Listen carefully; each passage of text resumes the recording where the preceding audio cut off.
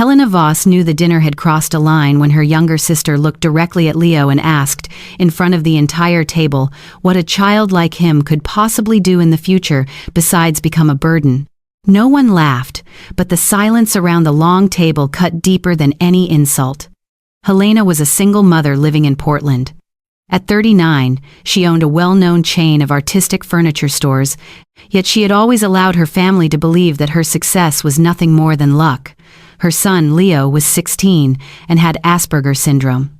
He disliked crowded places, struggled to understand indirect remarks, and often avoided looking people directly in the eyes. But whenever he held a colored pencil, Leo could see shades that ordinary people never noticed. To him, gray was loneliness, while yellow was the final trace of warmth left inside a cold room. The dinner was being held at an elegant garden restaurant to celebrate the wedding anniversary of Leo's grandparents. Golden lights hung from the trees, and the sound of a piano drifted softly beside the lake.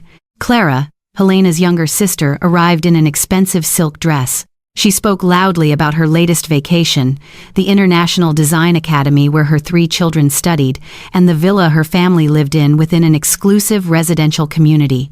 Leo sat near the far end of the table, quietly drawing on the tablecloth. Helena knew it was how her son kept himself calm. Clara knew that too, and she chose that exact weakness as the place to strike. With a smile, she asked Leo whether his special school taught any real subjects or simply let its students sit around drawing all day. Leo's hand froze. A blue-colored pencil slipped from his fingers and fell onto the stone floor. Helena calmly said that Leo had just won the special prize at the City Youth Art Exhibition. A collector had offered to buy his painting for a price that had surprised even the organizers.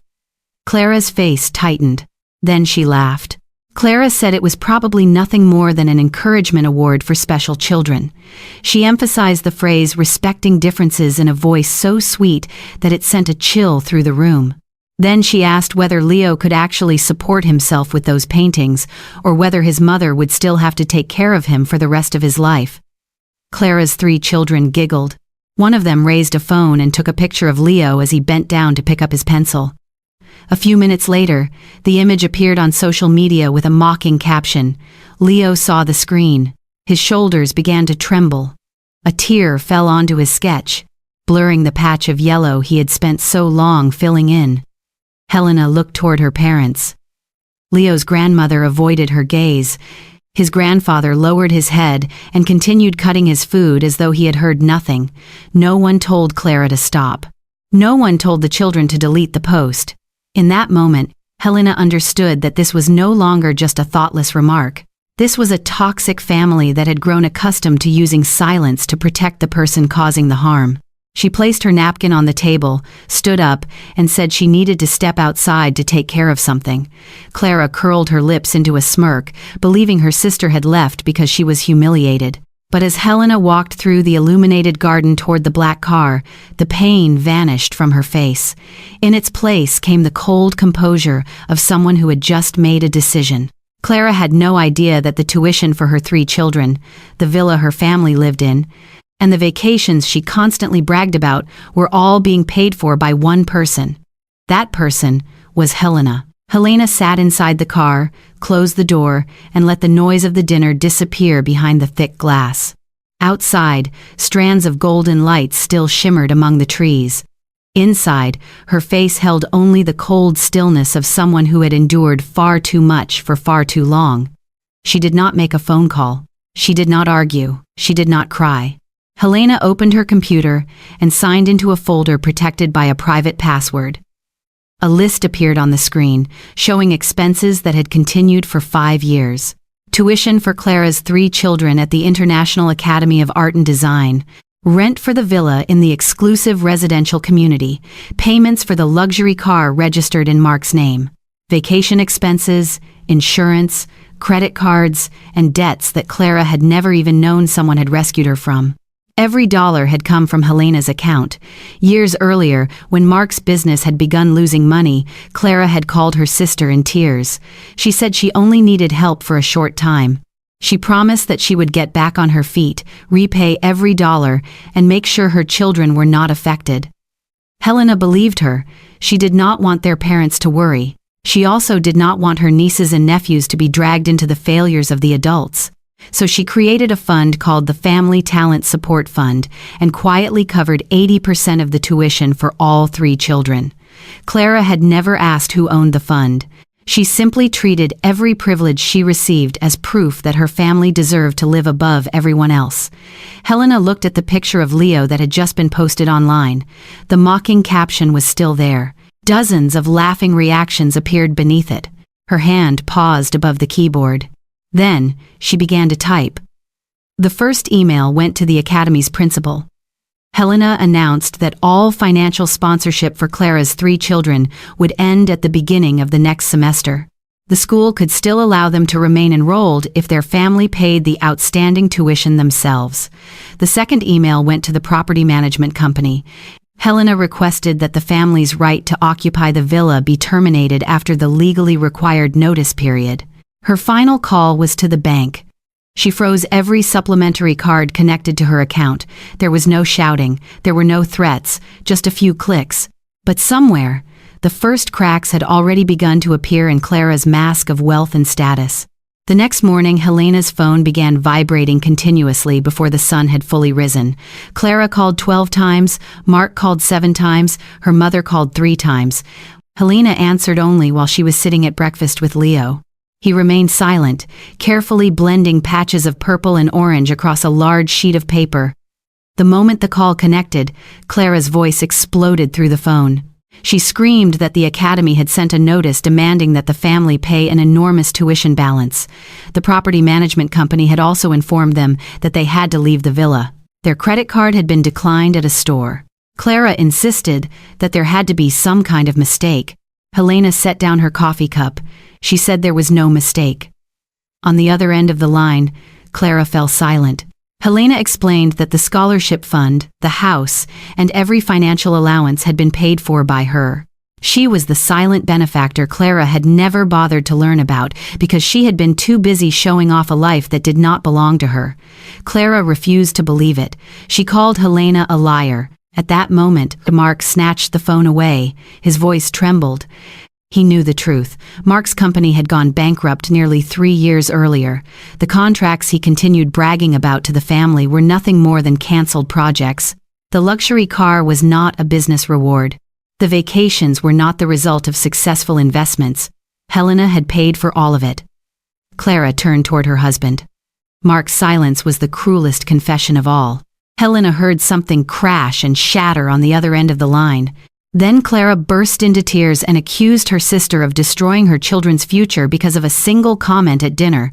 Helena looked over at Leo. His head was still lowered, but his hand had tightened around the paintbrush. She replied that Clara had told her to be realistic about Leo's future. So from that day forward, Helena would also be realistic about her own money. She needed to devote every resource she had to the child Clara claimed had no future. She could not continue supporting 3 perfect children and 2 adults who had never learned how to become financially independent. Then, Helena ended the call. For the first time in years, the gap between wealth and poverty within the family was no longer hidden behind designer dresses, luxury cars, or perfectly edited photographs. It stood exposed in one simple truth. Clara had never been wealthy. She had only been living on the kindness of the person she despised. 3 days later, Helena's mother appeared at her front door with swollen red eyes and a handkerchief crushed tightly in her palm. She did not ask whether Leo was all right. The first thing she said was that Helena had to restore the tuition payments immediately and return the villa to Clara's family. Helena stood motionless in the middle of the living room. Behind her, Leo sat by the window, carefully layering color onto an unfinished painting. He heard every word, yet kept his head lowered as though he did not exist. His grandmother said Helena had gone too far. Clara might have been wrong, but the 3 children did not deserve to lose their school, their home, and the respect of their friends. She spoke about the family's reputation, the rumors spreading among relatives, and the humiliation they would face once everyone learned that Mark had gone bankrupt. Helena looked at her mother for a long time. Then she asked why Clara's reputation always mattered more than Leo's feelings. Her mother avoided the question. She said Leo was still young and would eventually forget. Clara had only spoken in anger. The children posting something online had been nothing more than childish mischief. Helena did not argue. She took out her phone and opened the video she had saved before the post was deleted. On the screen, Leo bent down to pick up his colored pencil while his cousins laughed around him. A mocking voice called him a freak, pretending to be an artist. His grandmother's face turned pale. But that was not all. Helena opened the comments. Clara's 3 children had replied to their friends with even crueler words. They said Leo had only won the award because the organizers felt sorry for him. They had even made bets about whether he could survive on his own for a single week without his mother taking care of him. In the corner of the room, Leo's hand stopped moving. Helena turned off the screen.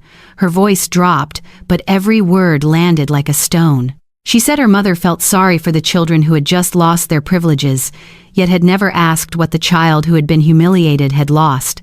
If Helena did not teach Clara a lesson she would never forget, her sister would continue believing that Helena's money was an obligation and Leo's pain was nothing important.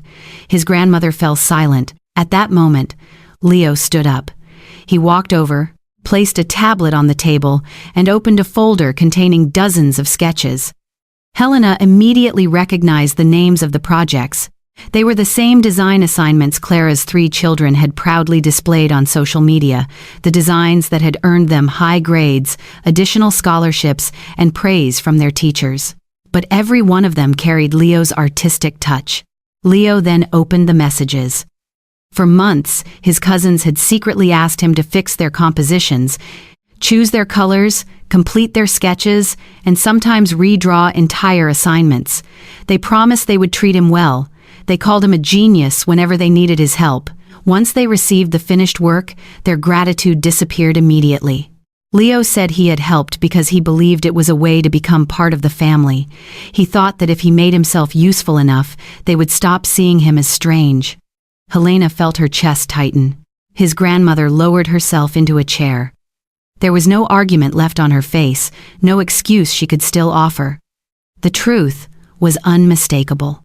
The children who had mocked Leo for being unable to survive in the real world had been clinging to his talent in order to survive at the art academy. They used Leo's drawings to build their perfect image, then turned around and denied the very person who had rescued their grades. It was immediate karma, arriving sooner than anyone could have imagined.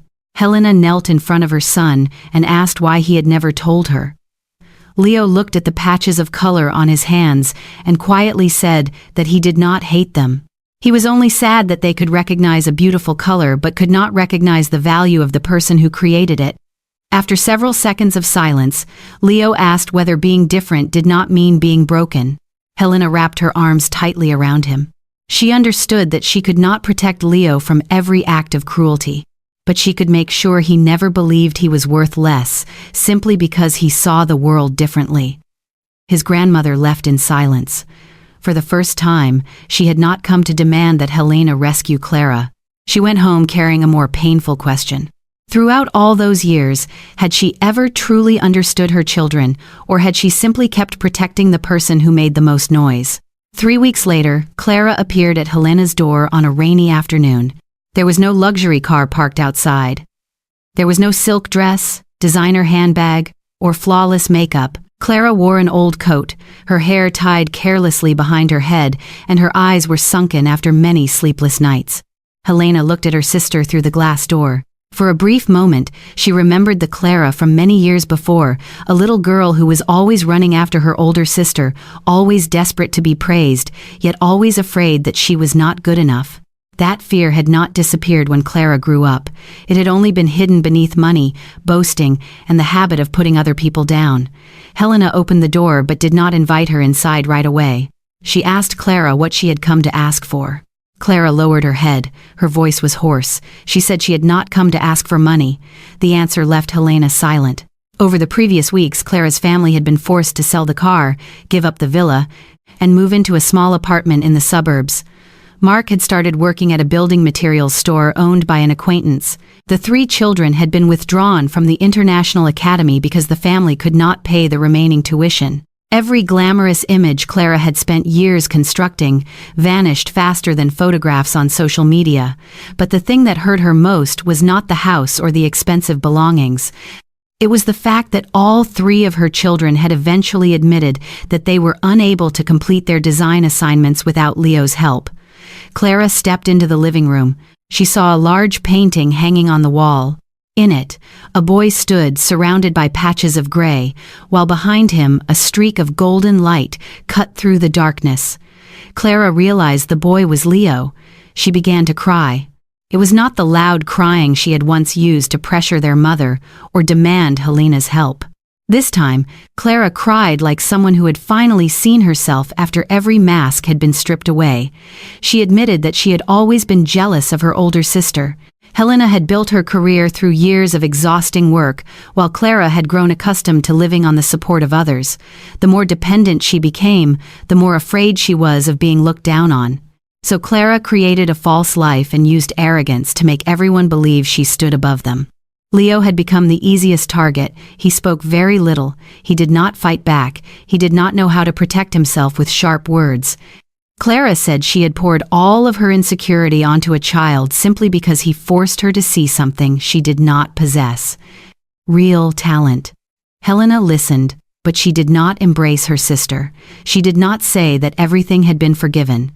She said an apology could not erase the post, could not take back Leo's tears, and could not turn years of exploitation into one small mistake. Clara nodded. Helena gave her one condition. She would not reactivate the credit cards, return the villa, or continue paying the tuition. Clara's family had to learn how to become financially independent. Mark had to work. Clara had to find a job instead of living through the image she created online. The three children had to transfer to public school, take responsibility for their own assignments, and work part-time during their free hours. It was not revenge. It was a boundary. Clara accepted. Before leaving, she hesitantly asked whether she could see Leo. Leo was in his art room. When Clara entered, he did not look at her immediately. On the easel was a sunset sky filled with bands of color that seemed impossible to blend together. Clara did not ask Leo to draw anything for her. She only asked why he had placed purple beside orange. Leo thought for a long time, then said that different colors did not need to become the same in order to create a beautiful painting together. They only needed to be placed where they belonged and not try to block one another's light. Clara sat down and listened in silence. Helena stood outside the doorway. She knew her family could not heal after a single apology. Deep wounds always required time, responsibility, and genuine change. But for the first time, Clara did not look at Leo as though he were a defective child. She looked at him as someone who had something to teach her, and in the room filled with late afternoon light, Helena understood that escaping a toxic family did not always require destroying everything. Sometimes, all a person had to do was stop feeding what was wrong, and the truth would find its own light behind the painting. Sometimes, the hardest form of love is knowing when to stop protecting someone from the consequences of their own choices. Helena did not destroy her family. She simply refused to keep funding the cruelty that was hurting her son. Do you think she made the right decision, or did Clara's children suffer for mistakes that were not entirely their own? Share your honest opinion in the comments. If this story made you feel something, please like the video, subscribe to the channel, and turn on notifications for more powerful stories about family betrayal, hidden truths, karma, and emotional justice.